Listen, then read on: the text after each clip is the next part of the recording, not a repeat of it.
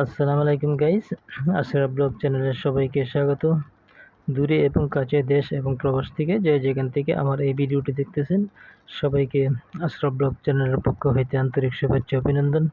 তো গাইস, আজকে আমি আপনাদেরকে নিয়ে আসলাম ওমানি গ্রাম দেখাতে।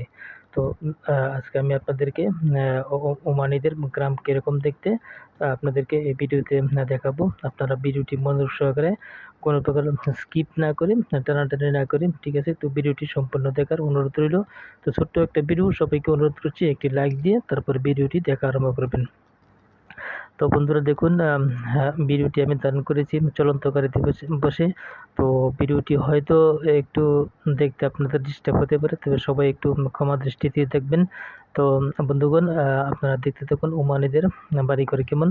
দেখুন প্রত্যেকটা বাড়ি সেম ডিজাইন, সেম দোতলা বিশিষ্ট, ঠিক আছে?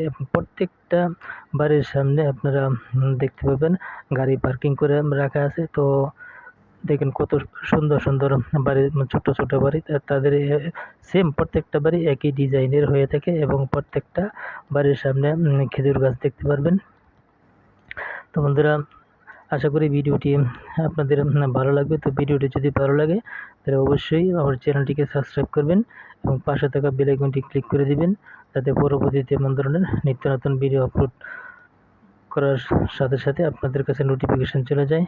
তো দেখেন প্রত্যেকটা বাড়ির সামনে খেজুর গাছ আছে। তো ছোট ছোট খেজুর গাছ, তো বাংলাদেশের মতন না। আর দেখুন প্রত্যেকটা বাড়ি দেখতে কত সুন্দর দেখাচ্ছে।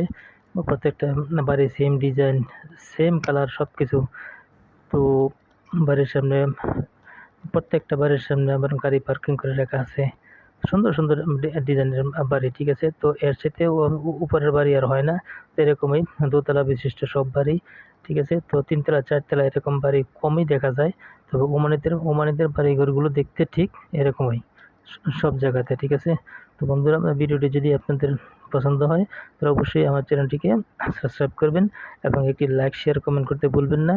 তো বন্ধুরা, ভিডিওটি উপভোগ করতে থাকুন, আশা করি আপনাদের অনেক ভালো লাগবে।